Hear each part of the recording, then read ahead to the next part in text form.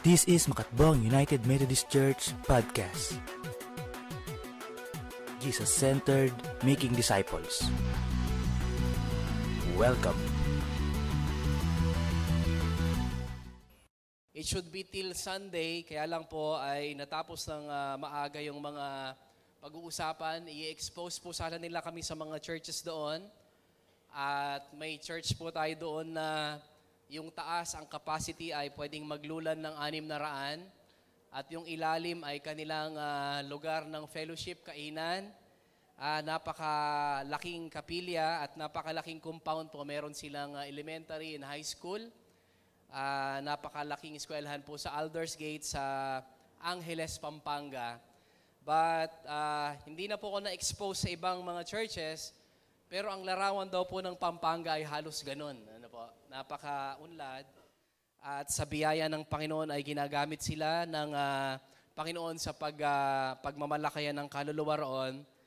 At gayon din, nais ko pong i-announce po sa atin na ito pong Philippine Central Conference na ito ay dinaluhan ng mga top leaders natin, mga papastor at mga lay leaders natin from Tugigaraw hanggang Kidapawan sa Mindanao. Palakpakan po natin ang Panginoon. Actually, Batanes po may simbahan tayo, na bagyo nga lang po, panalangin nating makabangon sila. Hanggang Mindanao po ay meron tayong mga simbahan. At I'm so glad din po that I was able to become a part of the electoral process po natin. Na tayo ay bumoto muli ng obispo para sa 4 na taon na darating.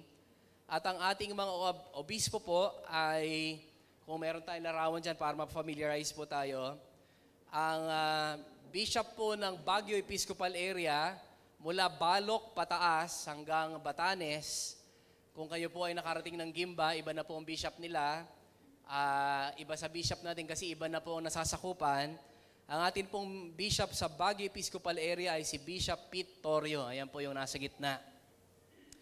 Sa MEA, kung saan po tayo kabahagi, ang atin na pong bishop ay si Bishop Siriaco o Bishop Seri Francisco. Siya po ang ating obispo mula po sa Enero 1. Palakpakan po natin ang Panginoon. At ang ating Bishop Juan na naging speaker natin nung, hindi po ako nagkakamali, 2013 sa ating anniversary, ay siya naman pong magiging obispo sa mas malawak po na geographically, mas malawak dahil Visayas, hanggang Mindanao po yung kanyang babiyahihin ngayon. Siya po ay nakatalaga sa Davao Episcopal Area. Sama-sama po natin silang itaas sa Panginoon, ipanalangin dahil kung wala po ang tulong natin, ay hindi rin po nila makakaya. And they will start on their new posts on January 1, 2017. At ang tema po natin sa panahon na ito ay wala pong iba kundi siya rin yung ating gagamitin sa ating tema sa ating anibersaryo at mensahe ngayong umagang ito, ang Therefore Go. Mula po US, kung saan po nanggaling yung ating pananampalataya, then mula sa England, mga minamahal, Africa, Indonesia, Southeast Asia, Europe, ang atin pong tema sa buong 4 na taon ay Therefore Go. Pakisabi nga po, Therefore Go. Ito po'y hango sa madalas na nating ginagamit na ating talata, Matthew 28 verses 18 to 20. Ang sabi ng Panginoon dito, ngayon nasa akin ang authority, ang kapangyarihan, isinusugo ko kayo o humayo kayo. Na ang atin pong pagkakaliwat sa English ay therefore go. Sa loob ng 8 taong nakaraan, ito po yung malalim na pinag-usapan ng ating church. Dahil meron pa rin tayong mission habang may pinapanganak. Tama po ba? Kaya po sa Africa, we have a growing church there na dati po maliit na bilang lang. Ngayon po ay naimpluwensyahan po nila ang society, naimpluwensyahan nila ang eskwelahan, naimpluwensyahan po nila maging ang gobyerno. Kaya po nung medyo merong issue, hindi po tayo against sa kanila pero meron lang tayong pinanghahawakang pananampalataya na atin bang payagan ang kasal sa pamagitan ng parehas na kasarian. Nanindigan po ang mga Metodista po sa sa Africa to say no. At naimpluwensyahan po nila maging ang gobyerno. Because as United Methodist Church po, we should exert our responsibility, political responsibility. Kung hindi na naaayon sa Biblia, we should speak. Ano po? At ito po yung ginawa po ng mga Africans na sila po ay nanindigan.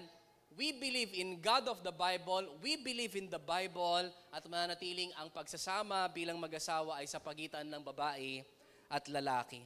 Mga minamahal, from a few, they are now numbering close to 6 million. Palakpakan po natin ang Panginoon. We are a huge denomination. Medyo, mga minamahal, malaki po ang sakop natin and natalo lamang po, pero napakaraming pangulo ng United States of America ang United Methodist. Yung pong babae na lumaban, si Clinton, ay isa pong active na Methodist member at siya po ay nagtuturo po ng Sunday school sa kanilang church. 16,000 po sila sa kanilang church. At isa po siya sa nagtuturo doon. Hindi lamang po siya nanalo nung eleksyon na ito sapagkat ang nanalo po ay si President Donald Trump. Maaari po ba tayong tumayo minsan pa, mga minamahal? And let's talk about therefore go. Ulitin nga po natin, therefore go. At sa buong mundo po, ang atin pong bilang mga Methodista, there are 82 million Methodists in the whole world ng atin pong patuloy na dinadalang mensahe, we should go. Therefore go. Kaya po, tunghayan natin muli ang ating talatang binasa kanina, mula po sa Aklat ng Gawa. And I will read a few verses from here. Ang sabi po ng Panginoon kay Pablo sa verse 21, ngunit sinabi sa akin ng Panginoon, humayo ka, o therefore go. Sa Ilocano, paano po ba yun?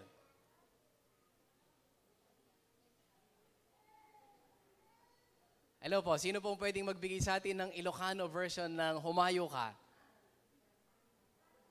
Mapan tayo, na? Mapan kayon. Hangatatta, damdama. Ano po? Mapan tayo. Ang sabi po ng Panginoon sa kanya, humayo ka sapagkat isusugo kita sa malayo sa mga hentil. Tayo pong lahat ay umuko, tayo manalangin. Salamat po sapagkat walang ibang sentro, Panginoon, ng gawain na ito kundi ikaw. Ikaw na Diyos ng awa, ng biyaya, at ng katarungan, Panginoon. Nagpapasalamat kami sapagkat mula sa inyong salita ay hahango kami muli ng buhay.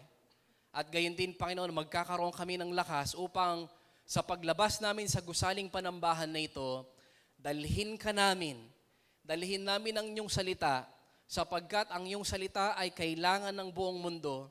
Ang iyong salita lamang nakapagdudulot ng buhay, ng kalakasan, ng kabaguhan ng buhay, gayon din ng pag-unlad. Kaya Panginoon, nagpapasalamat kami sapagkat sa umagang ito, walang iba kaming naisambahin, itaas at pagpistahan, kundi ikaw, Panginoong Jesus, ikaw na salita ng buhay at ng buhay na walang hanggan. Mangusap ka sa aming kalagitnaan sa pangalan ni Jesus na aming Panginoon tagapagligtas. Tayo pong lahat ay magsabi ng Amen. At sabihin natin sa ating katabi, God bless you. Amen. Si Pablo po, kung nasundan po natin yung kanyang buhay sa Aklat ng Gawa, sino po dito nakapag-journey na sa pagbabasa sa Aklat ng Gawa? Ito yung kasaysayan natin, paano ba nagsimula yung unang iglesia, unang simbahan? At si Pablo po ay dating kaaway ng simbahan. Kumbaga po, siya ay terrorist ng simbahan noon. Kung lumalago yung simbahan ng Panginoong Jesus, ayaw niya. Siya yung laging tutol. Siya yung laging,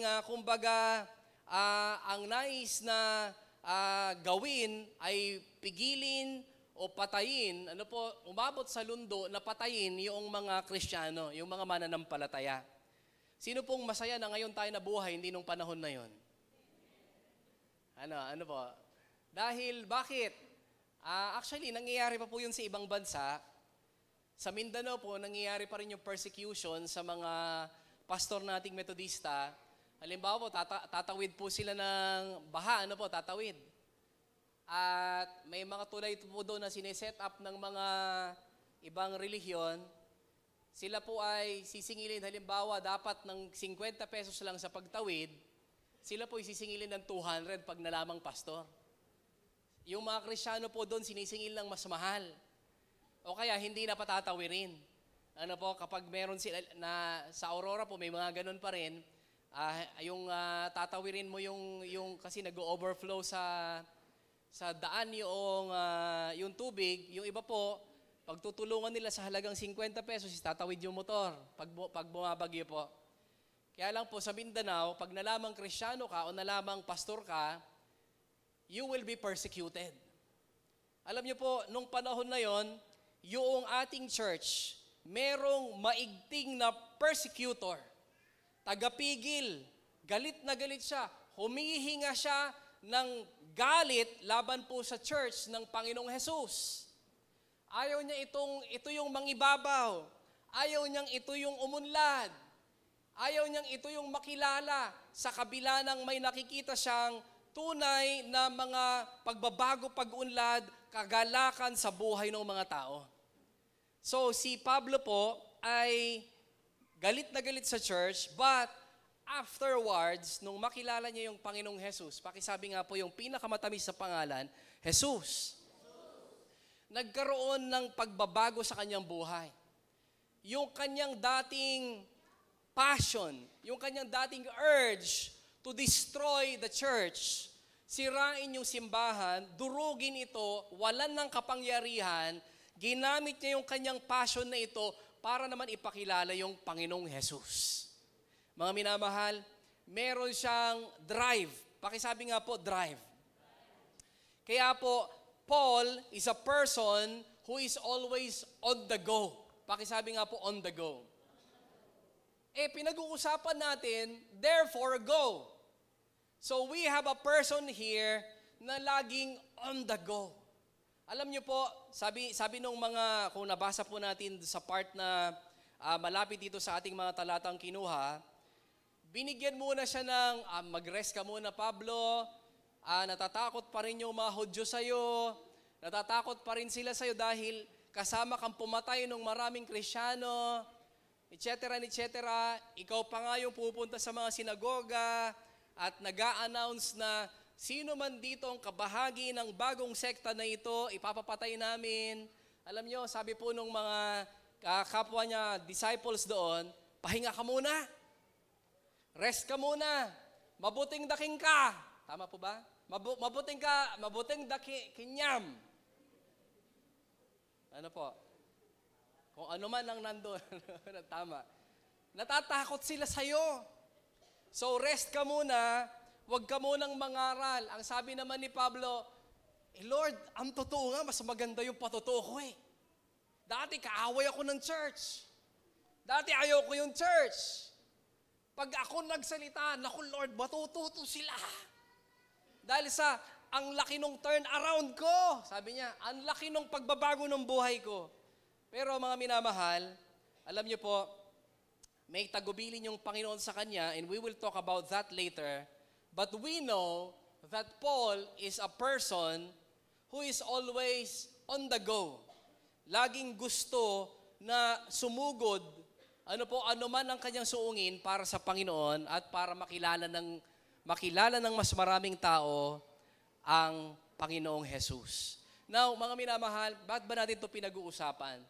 May goal pa rin po tayo to become a vital congregation. Ano po ba yung vital? Buhay. Pakisabi nga po, buhay. Pakisabi sa iyong katabi, buhay. Pakitignan nga po yung katabi kong buhay. Ano ba? At sabihin mo sa kanya, buhay. Sa pangalan ni Jesus. Buhay sa iyong kalusugan. Buhay sa iyong kabuhayan. Buhay sa iyong pananampalataya. Buhay sa iyong ministry. At lahat po ng nais tumanggap ng buhay, naganap at kasiya-siya, magsabi ng Amen. Palakpakan po natin ang Panginoon. And to become a church on the go, a vital congregation, isa pong masiglat buhay na congregation, we need Christians who are always on the go. Sino po dito, Kristiyano? Pero sino dito gusto pang you're always on the go? Yung bang, kumbaga, ang tawag sa'yo, ang sige-sige. Alam niyo po ba yung sige-sige gang? Ano po? Wala akong pakialam, basta mangyari yung gusto ko, sige-sige.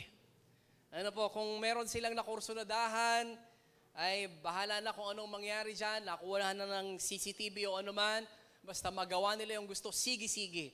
Alam niyo po, meron pa isang gang. Ang pangalan po ay Bahala na Gang. Magkaaway po ito. Yung isa sige ng sige, yung isa bahala na. Ano ba? Kahit na anong mangyari, kung anong tinatawag ng panahon, gagawin nila, bahala na kung anong mangyari. Sige-sige. Alam niyo po, isa po ang church natin sa tinatawag na church on the go. Palakpakan nga po natin ng Panginoon. Maraming Kristiyano ang sige-sige dito. Alam niyo, kung patungkol sa Panginoon, hindi nahihiya. Amen po ba? Mga minamahal, kung patungkol sa Panginoon, alam niyo po kung bakit tayo may mga natipon ng mga ganong kagagandang larawan. Kasi kung para sa Panginoon, hindi tayo sumusuko. Kung para sa Panginoon, ayaw nating mapahiya yung Panginoon. Kung para sa Panginoon, kumbaga, Lord, I pray that you increase, even if I will decrease. Panalangin din po ito ni Juan. Alam niyo po, mga minamahal, ito yung larawan ng ating church. Kaya po, mga minamahal, ang aking panalangin na patuloy nating makita na it is a great joy to serve the Lord kasi marami po na-inspire sa Makatbong United Methodist Church. Palakpakan nga po natin ang ating katabi, ang ating Panginoon na nangunguno sa church na ito. At sabihin natin sa Kanya, kapatid sa ating katabi, kapatid, sana dumami ka pa. Sana dumami pa ang katulad mo. Ba't humihina po? Pakisabi naman sa iyong katabi, sana dumami ka pa. So how to be a person on the go? Lalo pa nating pag-aralan. Number 1, mga minamahal, remember your story. Meron ka bang kwento? Pakitanong nga yung katabi, meron ka bang kwento, kapatid? Ayan. Oo naman, pastor. Ano? Ang dami ko kayang kwento. Ano po?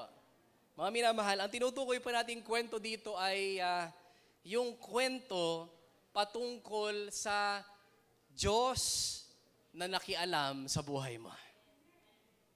Do you still remember nung inalaw mo ang Diyos na ito na maging Panginoon ng buhay mo? Naalala mo pa ba nung meron naman tayong sariling gustong gawin, sariling gawing nakasanayan, na kung minsan parang ayaw nating pakialaman, maging ng ating magulang, pero noong ang Diyos ang makialam, nakibahagi, hinipo ang ating buhay, hinayaan natin siyang magkaroon ng kwento sa atin. Naalala pa po ba natin yon? Nung tayo ay tumanggap sa Panginoon, naalala pa natin. Nung tayo ay magkaroon ng mga panahong kahit naman hindi tayo emotional, naiyak tayo o naramdaman na parang gumaan. Naalala pa po ba natin yon? Naalala pa ba natin nung panahon na tayo ay dumulog sa Panginoon, buti na lang lumapit tayo sa Kanya sa panalangin o pagsamba na yung ating dating masikip na dibdib dahil sa bigat ng problema, gumaan dahil sa Kanya. Naalala mo pa ba? If you know your story, mga minamahal, ito po, we are a person on the go because we know we have a story to tell. Meron tayong ikukwento sa iba. Answered prayer. Ano pa po ba? Ano po? Nanalo ako nung raffle nung nakaraang taon. Hello? Ano po? Kaya ako nag-attend. Ano po? Hindi po, biro lang. But you know, there are times po that you know na ito ginawa ng Diyos para sa'yo. Para maramdaman mo that He loves you and He is for you. Naalala pa po ba natin kung sino tumulong sa ating lumalim sa pananampalataya? Hello po. Sino ang nagdala sa iyo sa Panginoon? Naalala mo pa? Naalala mo rin ba nung panahon na tumatanggi ka? Pero nung pinagbigyan mo siya, natanggap mo ang pinakamalaking regalo na dapat mong matanggap sa iyong buhay. Palakpakan nga po natin ang Panginoon. Do you still remember? Because mga minamahal, ito ang isa sa malaking kwento ng ating buhay na maaring wala sa iba. Maaring nangangapa pa yung ilan. Hinahanap pa rin yung tunay na saya maaring sa trabaho, sa career, sa pera, sa relasyon, sa katanyagan. Pero ang edge po natin, meron na tayong kwento ng kabutihan ng Diyos sa ating buhay. At malinaw na malinaw, ginawa ito ng Panginoon kahit nung hindi pa natin ito hinahanap, ginawa ito ng Panginoon sa krus ng Kalbaryo. Nung siya'y mamatay, para sa iyo at sa akin, hinahanap man natin siya o hindi, minamahalaga man natin siya o hindi. Sino po ang tumulong sa atin na makilala pa ang Panginoong Hesus ng mas malalim? Naalala pa po ba natin? Sino ang tumulong sa atin na sa kanyang pagmamalasakit? Pakisabi nga po, pagmamalasakit. Nagkaroon ka ng damdamin na lalong maging aktibo sa iyong pananampalataya sa Diyos. Naalala po ba natin? Alam pa po ba natin pangalan? Mga minamahal, napakahalagang malaman natin ito. Bakit? Ito yung naging turning point ng ating buhay. Ito yung nagbigay ng lalong kahulugan ng ating buhay. So, mga minamahal, remember your story. Pakisabi nga po sa ating katabi, remember your story. Pastor, meron na akong mga bagong storya, mas mainam po. Pakisabi nga po, mainam. Pero ang pinakamaganda po dito, kung may bago tayong kasaysayan sa Panginoon, ipatotoo natin. Anong ibig sabihin nito? Sabihin natin. Ipagmarangalan natin sa iba. Bakit? Mga minamahal, dahil po malamang maari ang istorya mo na yan ang gamitin din ng Panginoon lalo sa parehas mong dumadaan sa iyong problema o humahangad sa pangarap na tinanggap mo, yun din ang maglapit ng iba sa Diyos mo na nagbigay sa iyo ng bagong kasaysayan na yan. Kaya po, kailan ka nga ba naging Kristiyano? If you can still remember, lagi po natin binabanggit dati, naging Kristiyano po ako, bagamat ako po'y pinanganak sa isang Metodistang tahanan. Ako po'y pinanganak na muli noong December 28, 1993. Sino pa po dito naaalala mo kung kailan ka pinanganak na muli? Itaas nga po yung kamay. Hello po? Ayan. So, ini-encourage ko po kayo na makipag-ugnayan sa mga nagli-lead ng cell group. Ano po? Para po matulungan tayo sa mahalagang bahagi ng ating buhay pananampalataya. We have to remember kung kailan tayo ipinanganak na muli. Meron ka bang bagong tagumpay? At alam mo ba na sa Diyos ito nang galing? Meron kang kwento. Meron tayong pwedeng ibahagi. At mga minamahal, kung ito'y binabahagi natin, if you can still share your story with His story, kaya po ang tawag history, pakisabi nga po history, then malaking chance na makikita natin, you are a person on the go. Hello po. Kung kasangkot pa rin sa iyong mga kinukwento, yung Panginoon, yung kabutihan ng Panginoon sa iyong buhay, you are a person on the go. Hello po. Hello, ayun, buti na lang si nanay. Ano? Buhay na buhay. Amen po. Ano po, mga minamahal, si Paul po, alam niyo yung kanyang kwento. Kahit na sana, merong punto na dapat siyang mahiya, magkaroon ng, ay naku Lord, nagawa ko pala sa church ito. Nagawa ko pala sa mga kapwa ko Kristiyano ito. Pero sabi niya, Lord, bakit mo ako pinaalis sa Jerusalem? Kilalang kilala nila ako kung sino ako sa nakaraan at paano mo ako binago. Mas maniniwala sila sa akin dahil nabago mo nga ako. Mamamatay tao, nabago mo nga ako. Isang encounter with you, nabago ako. Sabi niya, alam ko yung kwento ko. Alam ko kung paano mo ako binago, hinago mula sa aking nakaraan. Dito ako dapat mag-preach. Pero sabi ng Panginoon, hindi, umayo ka sa mga hintil. Kasi may danger na pala sa buhay niya. Pero he's a person who knows his story at gustong-gusto niyang sabihin yung kanyang story. Do we have a story to tell? As a church, we have a story to tell. At para po lalong maging maunlad, mabuhay yung ating church, we need people, believers, Christians, Methodists who are always ready to tell their story. Tahimik. Ang tahimik talaga. Mga minamahal, kailangan mga minamahal ng Panginoon ng mga taong ipagmamarangalan yung kasaysayan niya sa Diyos. Hindi niya kayang gawin to. Ang Panginoon po kaya niyang mag-raise up uli ng grupo ng mga tao para magkaroon ng mga mangangaral. Pero sana, mga minamahal, huwag tayong papaiwan. Huwag tayong papahuli. And if you can't share, if you don't share your story no more, mga minamahal, it's a sheer sign that we have no passion mula sa ating tinanggap sa Panginoon. Hello po. Do you remember your story? Anong nag-encounter po ako? Anong nag-altar call? Pastor, nung umattend ako nung CI, alalahanin natin ang mga kwento na ito. Alam niyo po, meron po akong isang nabasang mag-asawa po sila and they became missionaries when they were young, 16 years old. Nung tanggapin nila yung Panginoong Jesus at sila pong dalawa ay mainit na naglingkod sa Panginoon sa iba't ibang bahagi. Napunta pa sila ng Africa, but they went back to US, mga minamahal. Kaya lang nung kanilang masalamuha, along the way, nagkapamilya na sila, nagkaroon na sila ng mga dagdag na gastusin, natakot na sila sa mga finances, paggastos sa mission, nagkaroon na rin sila ng mga ibang kaabalahan, ibang iniisip.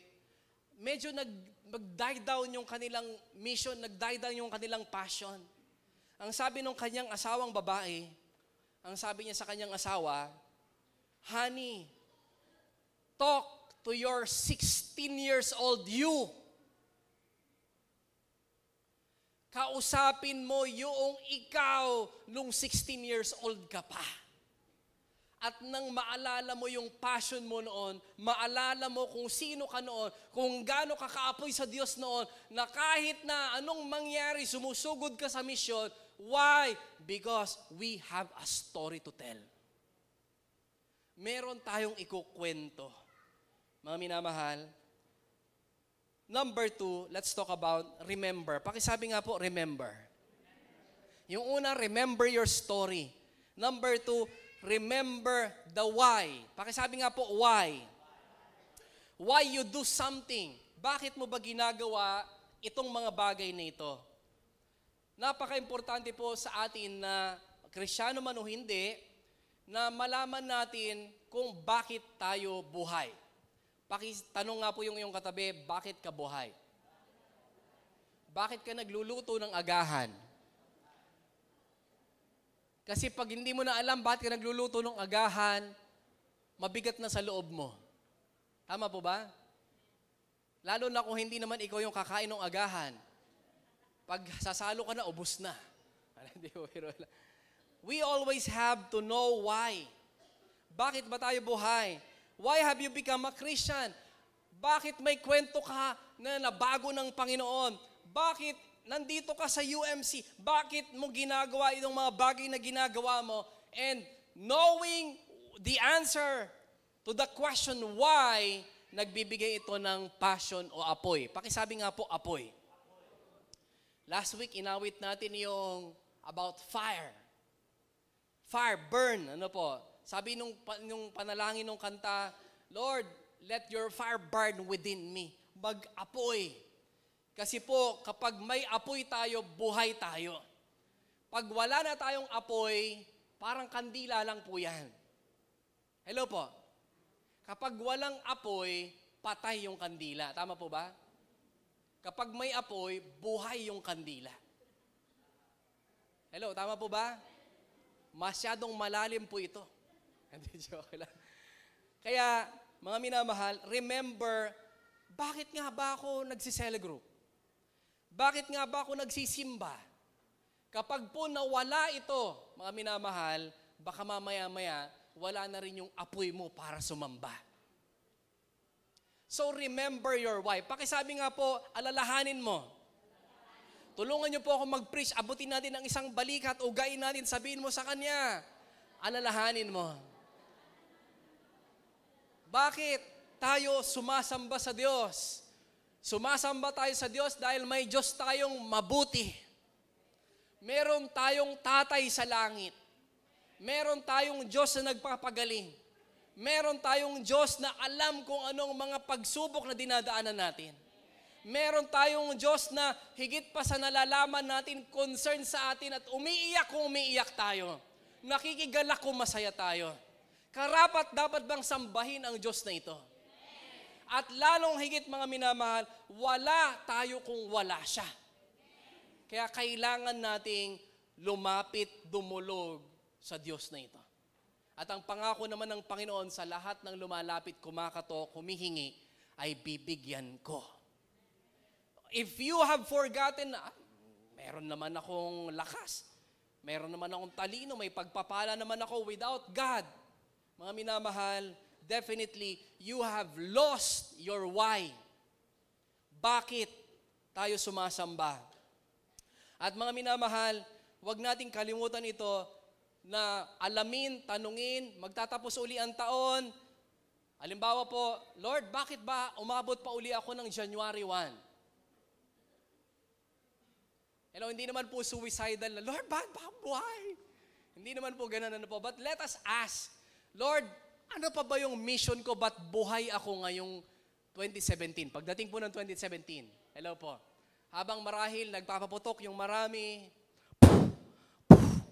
tayo naman, Lord, Lord, ano pa yung mission ko ngayong 2017? Masaya ako, nandito ako. Hello po. Gusto ko pang gawin yung gusto mong ipagawa. You have a passion. You have a reason to live. Ano po? At alam po natin kahit na bugawin natin lahat ng demonyo sa labas sa lakas ng paputok natin. Tama po ba? Bugawin natin, mga minamahal, kung nasa loob naman ng bahay. Doon, ano ba, niyayakap tayo. Wala ring mangyayari sa buhay mo. No, remember your why. Ba't ka pa buhay? Bakit ka may Panginoon? Bakit ka may ugnayan sa Diyos? Bakit ka may talento? Bakit ka may oras? Bakit ka may yaman? Mga minamahal, it will give us passion. Are you learning something today? Medyo hirap lang po ako mag-preach, but I hope na nakaka-connect po ako sa inyo. Amen po ba? And in case you forget why, bakit ko ba ginagawa ito? Bakit ko ba gagawin ito? Bakit ba ako sasamba ang aga-aga alas 7 ng umaga? Hello? Bakit ba dalawa pa yung simba sa Makatbong? Bakit ba may cell group pa? Minsan nagpapatawag pa ng prayer. Hello? Mga minamahal, it's because maybe you have lost your why. Nakalimutan mo na yung, bakit ko ba ito ginagawa? Nakalimutan mo na yung sagot. Ba't ba kailangan kong maging kabahagi nito? Maaring nakalimutan mo na yung sagot sa why. Kaya po, if in case na nakalimutan, sabihin nga po natin, if in case, take time to pray. Mga minamahal, manalangin tayo. Magsumbong tayo sa Diyos, Lord, bakit ganito? Parang wala na yung apoy. Let us come to the Lord and remember, balikan natin yung ating mga pasimula. But don't beat yourself. Huwag nating pagalitan yung makasalanan ka kasi. Ano po? Hello po? Hello? Ikaw kasi. Hindi po ganun. Ano po? Let's go back to the reason why. Let's say, why? And number 3, remember your fellows.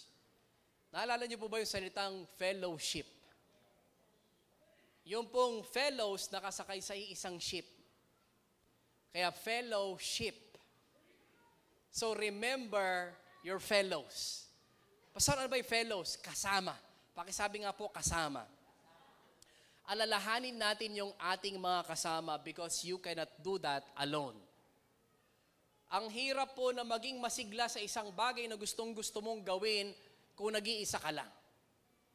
Kahit na gustong-gusto mo itong gawin, mga minamahal, kung wala kang kasama, parang hirap gawin.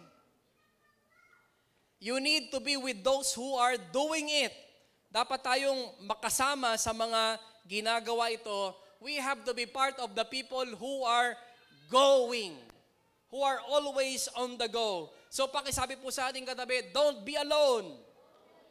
Lalo na kung nararamdaman na po natin, parang wala na yung fire, parang wala na yung passion, never be alone. Alam niyo po ba, ang pinakadelikadong bahagi ng buhay ng isang tupa, pakisabi nga po tupa, ay kung nag-iisa siya. Sapagkat, alam niyo po, yung kayang-kayang hulihin ng leon o nung devil ay yung tupang nag-iisa. Yung tupang nakahiwalay sa flock. Samantalang po yung flock, alam niyo po, yung mga lalaking tupa na may malalaking sungay, kaya nilang paikutan yung kanilang flock at protektahan yung kanilang mga kasama. At alam niyo po, maghihintay ng matagal yung leon, mapapagod na siya, maiinip na siya, mamamatay na sa gutom. Alam niyo po, habang nakaharap po yung mga pumoprotekta, pwedeng mga cell leaders, mga leaders ng church sa flock. Pero ang problema, yung tupa na nakahiwalay. Sapagkat pag nasipat po siya ng leon, madali siyang mahuhuli. Kaya mga minamahal, remember your fellows. Don't be alone. Huwag kang lalayo sa pamilya ng Diyos. Yung lumalayo sa maapoy, namamatayan ng apoy. Hello po. Nakakita na po ba tayo ng yung pangsungrod? Tama po ba? Yung kahoy na pangluto. Paano nyo po patayin yung ibang kahoy pagpapahinain na apoy? Iaalis, babawasan. Habang umaapoy pa po yung mga magkakasamang kahoy, yung ihiniwalay natin, namamatay na. Pakisabi nga sa iyong katabi, huwag kang lumayo sa maapoy. Sapagkat ang lumalayo sa apoy, namamatayan ng apoy.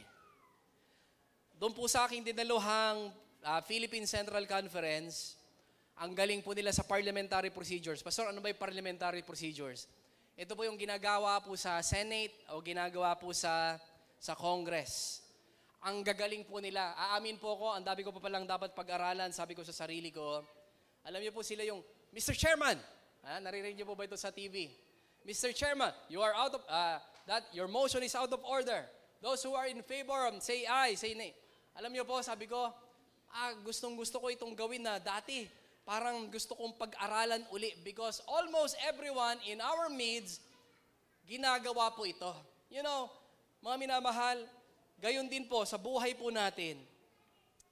Kung tayo po ay malayo sa mga kapatid natin sa pananampalataya, malayo sa mga maapoy sa pagsamba, definitely, hindi mo rin mararamdaman yung apoy nila.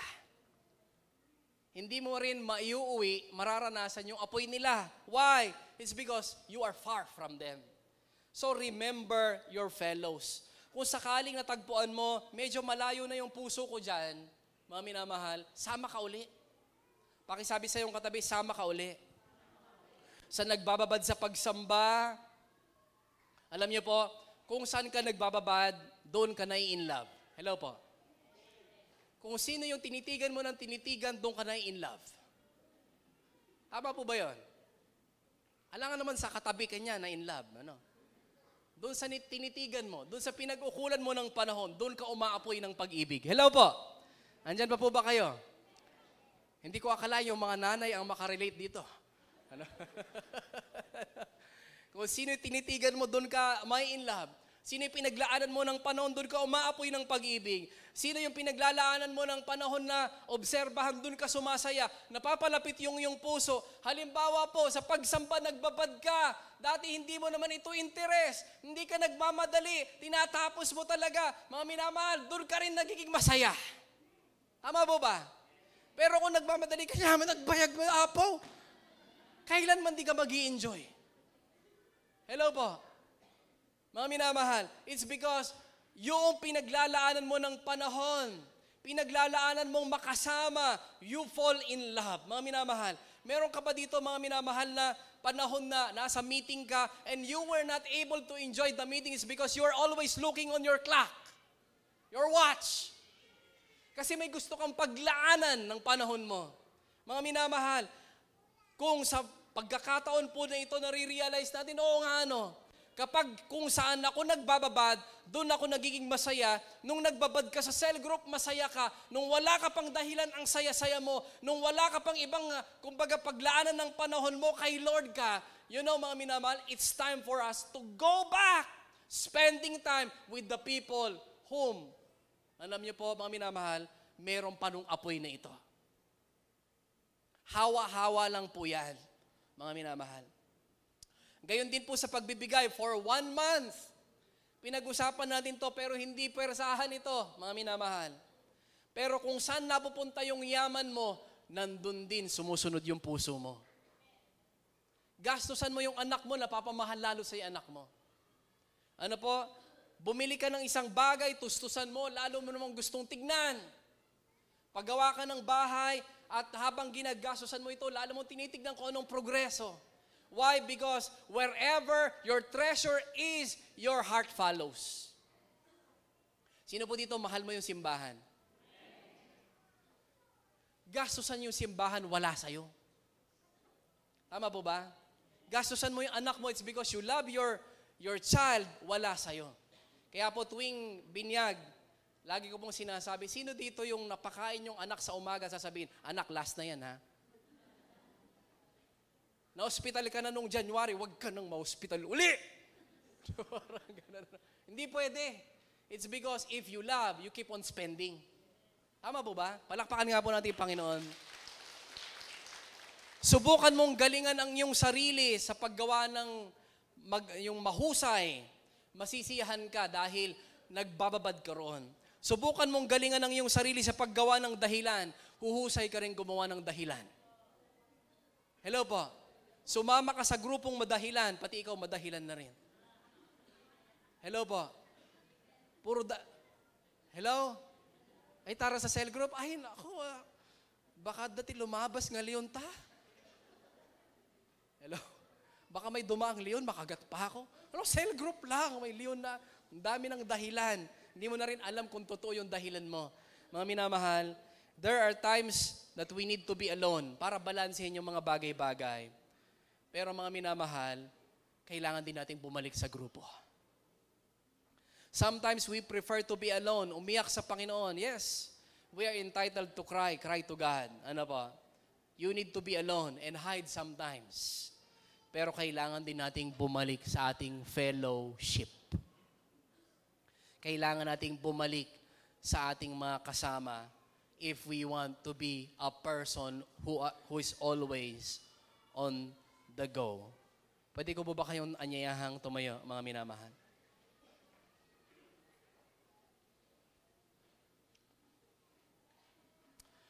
Sometimes we prefer to be alone kasi parang minsan, ay, kahirap namang kasama kasi nung tao na yan. Nung mga tao na yan. We prefer to be alone kasi ayaw natin ng extra hassle pa sa ating buhay. Ayaw kasama dyan, parang tatanong-tanungin ako sa buhay, ayoko, yung problema ko akin na lang. Ayoko makasama yung mga yan kasi ganyan-ganyan. Ayoko na, basta yung problema ko akin, ayoko na rin makarinig ng problema ng iba. I don't want more hassles in my life. Ayoko na ng pressure, ayoko ng katungkulan. But you know, mga minamahal, we have to beware of this kind of attitude. Bakit po? Kailangan nating mag-ingat. Dahil sa pagiging mag-isa, malayo, hindi tayo magiging Christ-like. Hindi tayo lalago sa ating goal na maging God-like. Because God wants to be with man. Kaya ang sabi po niya, be with each other, forgive each other, love one another. You have to have another in your life para totoong lumago. Pwede mong marinig yung salitang pagtulong, pero kung wala kang tutulungan, narinig mo lang ito. Pwede mong marinig yung salitang makinig sa iba, sa problema ng iba. Pero kung wala tayong papakinggan ng iba, narinig lang natin ito. We are not growing in the likeness of Christ. We are not growing. The only area that we grow is growing to love ourselves. Hello po? Andyan pa po ba kayo?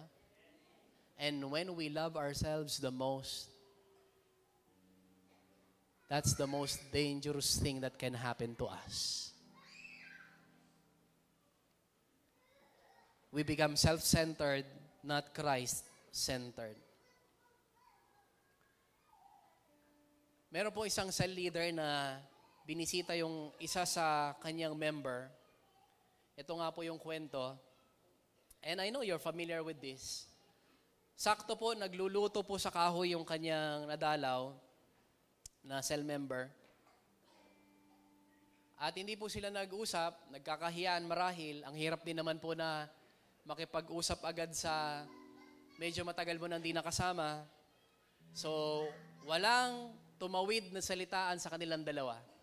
Kundi, nung makalipas ang ilang minuto na wala silang masabi, humila ng isang panggatong yung cell leader at inilayo niya doon sa kalan yung umaapoy na kahoy. At matapos ang ilang saglit ay lumiit yung apoy, naging baga na lang, and then usok. At pagkatapos nito ay tumingin sa kanya yung kanyang dinalaw at yumakap sa kanya. Mga minamahal, we need each other. As much as other people out there needs us.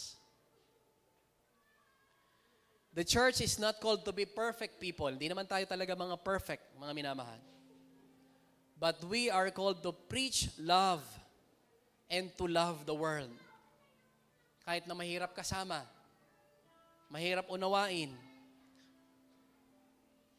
dito tayo lalong nagiging totoong simbahan. Palakpakan nga po natin ang Panginoon.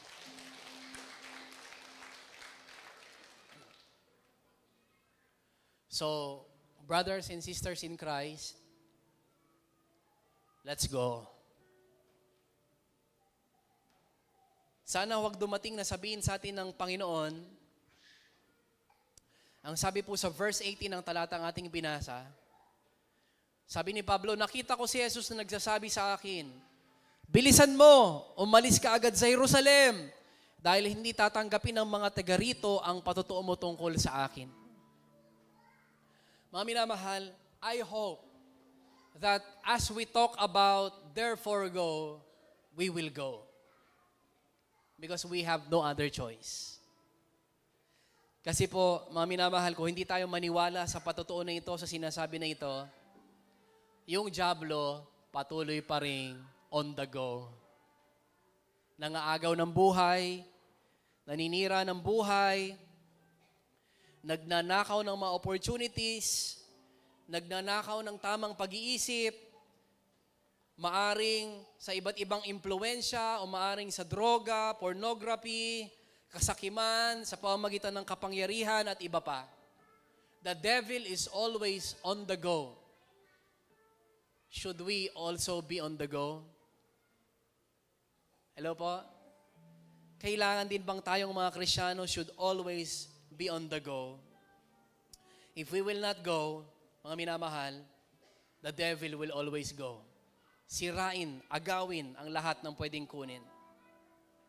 If we will not go everything that we talk about, learn about, sang about, themes every year, ang gaganda po ng themes natin, they will only remain as theme songs, sermon, seminar, far from the true meaning, far from the heart. But ito po yung ating pwedeng ganansya. Sabi po ni Bishop Grant Hagia sa kanyang sermon sa PCC, ang sabi niya, who knows? Pakisabi nga po, who knows?